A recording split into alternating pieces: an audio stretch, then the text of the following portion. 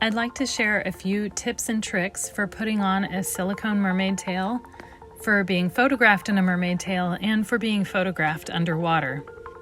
It's certainly not as easy as it looks.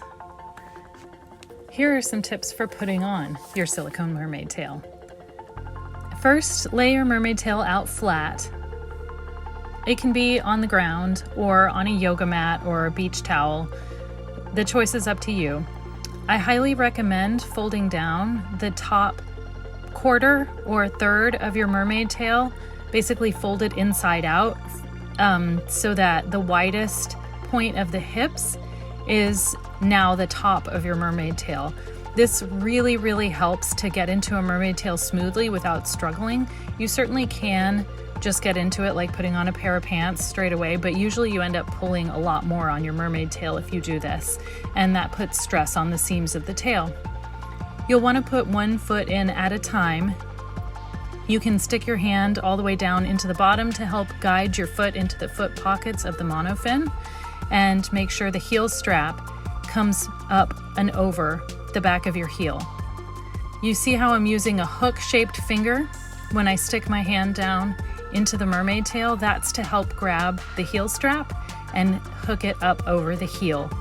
Once you have one foot in, you'll want to get the other foot in. Notice I'm just using water as a lubricant to help my body slide against the silicone of the mermaid tail.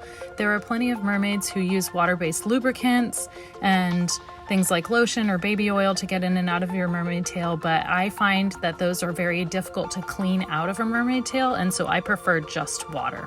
Once you have your second foot slid into the body of the tail, you'll need to get it into the foot pocket of the monofin as well. So you'll point your toe as hard as you can, slide the pointed toe into the foot pocket of the monofin, and then stick your hand, your helping hand, between your knees and between your two calves down to the foot pockets of the monofin and hook the second heel strap up over the heel. Now that both your feet are in your monofin, you're ready to start inching your tail up your body. You can see how there are prominent wrinkles in the bottom of the tail, and you want to start at the bottom and pull those wrinkles little by little up.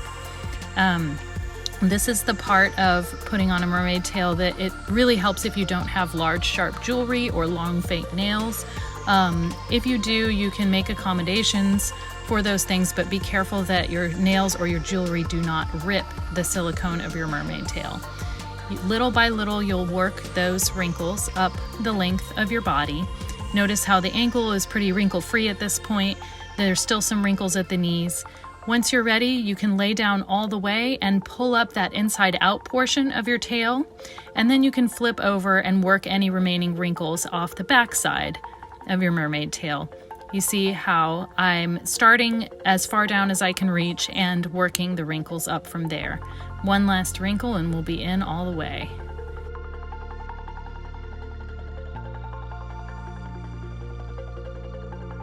Pull those wrinkles all the way up to the waistband, and then you are voila, in your mermaid tail and ready to swim. Here are a few tips and tricks for being photographed both half in, half out of the water and on dry land. You'll want to make sure your chest isn't sunk back. Lift your chest as much as possible because it makes your stomach look flatter and it makes your silhouette look longer. Also, don't bend your knees. Make sure your knees are long and straight, and don't flex your feet. Make sure your toes are long and pointed.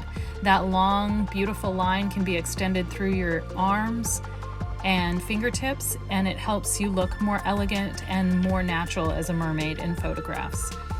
Pay attention to your fingertips when being photographed. You can use lots of different arm positions and head positions to create difference in one pose to another. You can pose on your side, though it takes some strength in the legs and feet in order to keep your fin aloft on your side. You can also pose on your belly. A really cute pose is lacing your fingers together and flipping your fin over your head. Kids love doing that pose as well. You can also flip your tail fin if you have enough strength in your legs and back. That's a trick that both adults and children really love to see in the water. Again, note the long lines and the long fingertips. You don't want to have fists or starfish hands. Never, never stand in your mermaid tail. Don't do it in the water and don't do it out of the water. Plenty of people do, and it puts undue stress on your mermaid tail. You can swim on your back. You can swim on your side.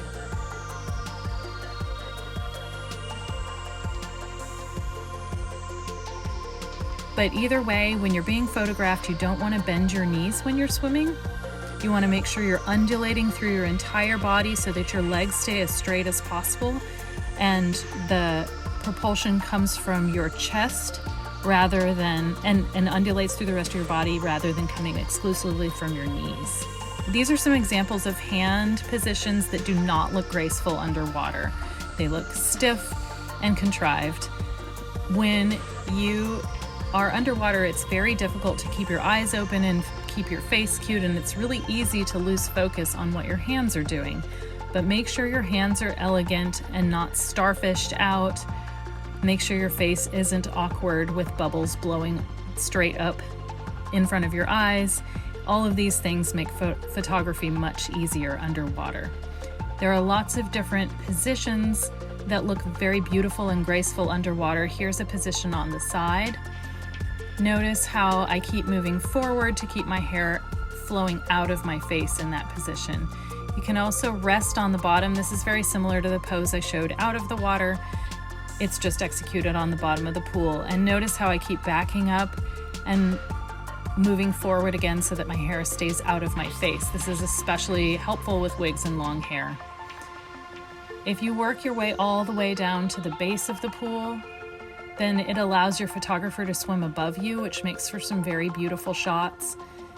And move as slowly as possible when you're underwater, because that allows plenty of time for your photographer to get nice, beautiful shots in between streams of bubbles or awkward hand positions or faces.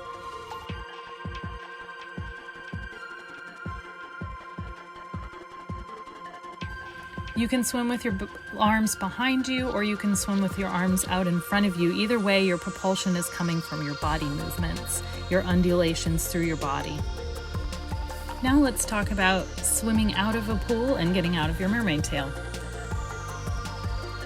You'll want to find an area that's shallow enough that you can swim up to the edge and pull yourself up out of the water. If you stand in your mermaid tail, what usually happens is you end up wearing bald patches on the back sides of the tail, and it puts undue stress on the monofin. So pulling yourself up on the side, up a pair of stairs or something like that is a way better option. When you get out of your mermaid tail, you can fold out of it, fold it inside out the same way you put it on, and then take one foot out. Sometimes you need to reach in to get your hand to help unhook the heel straps of the monofin. 1 foot at a time, and then you can pull your tail out of the water. Most mermaid tails have drain holes at the bottom, so you'll want to hold it up for a few minutes and let the water drain out of the drain holes. Thanks for watching. I hope these tips and tricks help you in all of your mermaid endeavors and help prolong the life of your mermaid tail as well. Stay beautiful in and out of the water.